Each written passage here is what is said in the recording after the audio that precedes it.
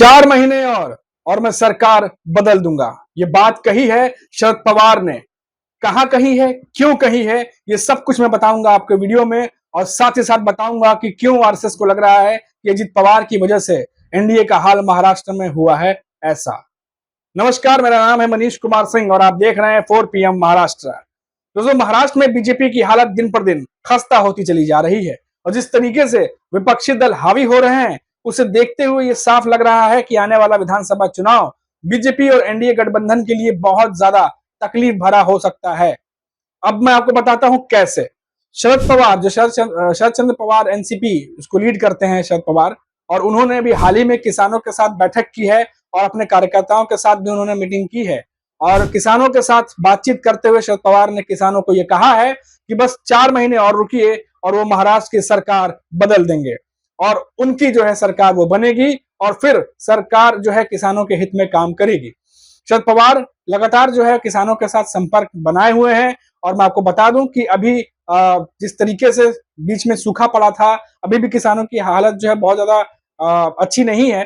तो लगातार जब सूखा था और वहां पे जो किसान थे उन्हें बहुत ज्यादा तकलीफ झेलनी पड़ रही थी, उसके बाद जो है शरद पवार लगातार उनसे टच में थे और ऐसे में वो तमाम समस्याएं जो है सरकार के सामने रख रहे थे। लेकिन शरद पवार का कहना है कि उनकी सुनी नहीं जा रही थी और एकनाथ शिंदे की सरकार जो है महाराष्ट्र में वो किसानों पर ध्यान नहीं दे रही। उनके जो मूलभूत सुविधाएं हैं देनी चाहिए, जो जिन पर काम होना चाहिए वैसा काम नहीं हो रहा। और इन सब को लेकर शरद पवार कह रहे हैं किसानों को कि हम उनकी बात जो है वो सरकार तक पहुंचाएंगे। अगर फिर भी बात नहीं मानी जाती है तो 4 महीने में वो सरकार जो है वो बदलने जा रहे हैं महाराष्ट्र में। ये बात शरद पवार ने कही है। और मैं आपको बता दूं कि जो हालात है किसानों की, उससे जो है किसान जो है सरकार से बहुत ज्यादा खुश नहीं दिखाई दे रहे हैं और ये चिंता की बात है बीजेपी और महाराष्ट्र सरकार के लिए, क्योंकि अगर ये नाराजगी दूर नहीं की जाती है, अगर ये नाराजगी ऐसी बनी रहती है तो आने वाले विधानसभा चुनाव में फिर से एक बहुत बड़ा झटका और एक भारी नुकसान जो है वो एनडीए गठबंधन को हो सकता है। और ऐसे में शरद पवार एक बहुत बड़ा गेम चेंजर होने जा रहे हैं, क्योंकि सभी जानते हैं कि शरद पवार महाराष्ट्र की राजनीति में कितने मंझे हुए राजनीतिज्ञ हैं और कितने एक्सपर्ट हैं वो, कि किस तरीके से रुख राजनीति की कहाँ मोड़नी है उनसे बेहतर कोई नहीं जानता। वही मैं आपको बता दूं कि दूसरी तरफ और एक मुसीबत जो है वो बनती जा रही है, वो है अजीत पवार के एनसीपी एनडीए गठबंधन के लिए। क्योंकि जिस तरीके से अजीत पवार की पार्टी का हार हुआ है, एनसीपी का हार हुआ है महाराष्ट्र में, उसके बाद से लगातार जो है एनडीए गठबंधन में ब्लेम जो है वो गेम भी शुरू होता दिखाई दे रहा है। और जैसा कि पहले ही हम लोग बता चुके हैं और रिपोर्ट्स भी आई हैं कि संघ जो है आरएसएस भी बहुत ज्यादा खुश नहीं दिखाई दे रहा है एनडीए गठबंधन के फैसलों से। और वहीं एक रिपोर्ट में पढ़ रहा था, वहां पे ये बात सामने आई है कि शुरू से ही एनडीए गठबंधन में अजित पवार को लेकर के आरएसएस जो है वो विरोध कर रहा था, और नाराजगी थी कि इस गठबंधन में ना लिया जाए, लेकिन हार के बाद अब वो सामने आने लगा है। तो ऐसे में क्या अब अजित पवार से बीजेपी जो है वो क्या है रिश्ता तोड़ेगी, गठबंधन का रिश्ता तोड़ेगी? क्योंकि अजित पवार की पार्टी ने जिस तरीके से परफॉर्म किया है उसे देखते हुए लग रहा है कि विधानसभा चुनाव बहुत ज्यादा जो है वो मुश्किल होने वाला है। वहीं दूसरी तरफ उद्धव ठाकरे हैं जो ताल ठोक रहे हैं, अब वो 288 में से 180 सीट जो है वो लेके आने की बात कर रहे हैं। और वहीं दूसरी तरफ शरद पवार हैं जो अब 4 महीने में सरकार बदल देने के लिए पूरे कॉन्फिडेंस से बोला है कि 4 महीने में ही सरकार बदल दूंगा। तो ये सब देखते हुए एनडीए की मुश्किलें जो है वो बढ़ती दिखाई दे रही हैं, क्योंकि जो जो लूप होल्स थे, जो कमियां थी, अभी वो समझ में आया है और इतना समय नहीं है कि उसको जो है तुरंत तुरंत ठीक किया जा सके। हालांकि पार्टी के अंदर मंथन चल रहा है एनडीए में कि कहाँ कमी रह गई, कैसे उसको सुधार किया जाए। लेकिन इस तरीके से जिस तरीके से मराठा आरक्षण को लेकर के चीजें सामने आने लगी हैं, किसानों की नाराजगी की बात सामने आने लगी है, ये बीजेपी और एनडीए गठबंधन के लिए बिल्कुल भी शुभ संकेत नहीं है, और खासतौर से एकनाथ शिंदे की सरकार को। तो अब ऐसे में यहाँ बात अब ये होती है कि कैसे इन सब चीजों का सामना जो है वो एकनाथ शिंदे वो करने जा रहे हैं। क्योंकि एक तरफ तो अजित पवार हैं जिनकी पार्टी में ही अंतरकलह चल रहा है और कई सारे नेता जो हैं वो अब पार्टी के बारे में सोचने के लिए अजित पवार को सलाह दे रहे हैं। जो पार्टी के नेता हैं उनके बारे में सोचने के लिए जो है वो सलाह देने लगे हैं अजित पवार को। हालांकि अजित पवार जो है वो खुद भी जो है जिस तरीके से उन्होंने बोला कि जो कैबिनेट के मिनिस्टर है उनको राज्य मंत्री का जो है वो दर्जा दिया जा रहा था, अजित पवार ने साफ कहा कि जो कैबिनेट मिनिस्टर है वो राज्य मंत्री कैसे बन सकते हैं और वो इंतजार करेंगे। तो क्या जो इंतजार, वेट एंड वॉच की स्थिति जो बनी हुई है, बीजेपी ने भी उधर दिल्ली से कह दिया है कि आप थोड़ा रुकिए, और यहाँ अजित पवार भी कह रहे हैं कि हम वेट एंड वॉच। तो वेट एंड वॉच के बीच में क्या कुछ समीकरण बदलने वाला है? क्या अजित पवार बीजेपी से अलग हो जाएंगे? इसकी अटकलें जो हैं वो ज्यादा तेज हो गई हैं इन दिनों।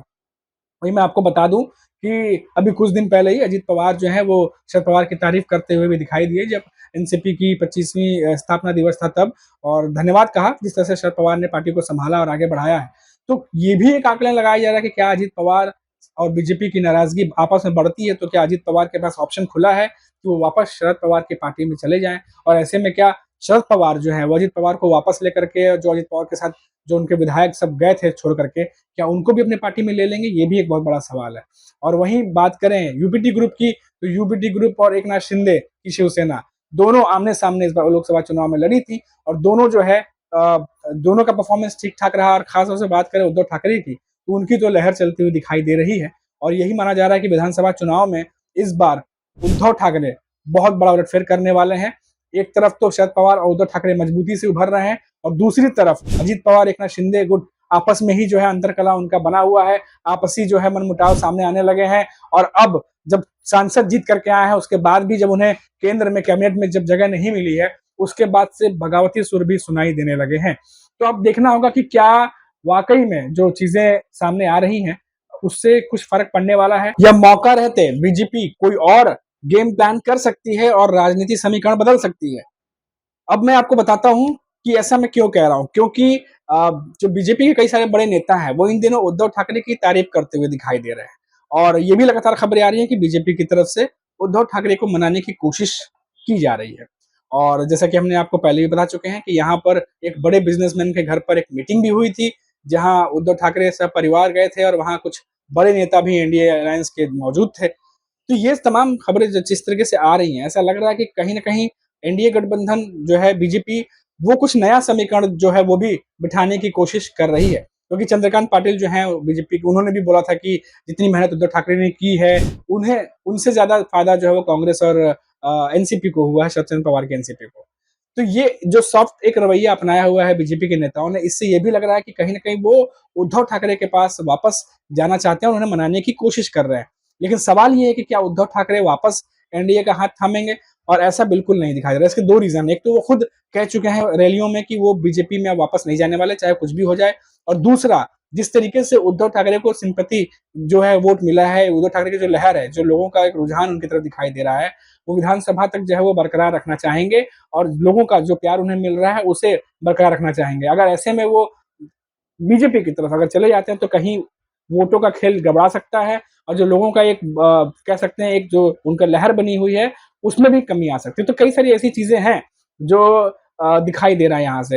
इसके अलावा भी कई सारे ऐसे फैक्टर हो सकते हैं जिसकी वजह से उद्धव ठाकरे जो है वो बीजेपी में वापस ना जाए। लेकिन राजनीति में कुछ कहा नहीं जा सकता। लेकिन ये अभी तक तो ऐसा लग रहा है कि कोई जो है बीजेपी की तरफ से कोशिश हो रही है कि उद्धव ठाकरे को मनाया जाए। ऐसा खबरें जो रिपोर्ट्स आ रही हैं उस तरह से देखकर तो यही लग रहा है। लेकिन उद्धव ठाकरे वापस नहीं जाने वाले, ये भी श्योर श्योर जो है ये बातें समझ में आ रही है। क्योंकि कुछ दिनों पहले शरद पवार ने भी यही बात कही थी कि एनसीपी की तरफ से कहा गया था कि उद्धव ठाकरे जो है अब वो वापस बीजेपी या एनडीए अलायंस का हिस्सा नहीं बनने वाला है।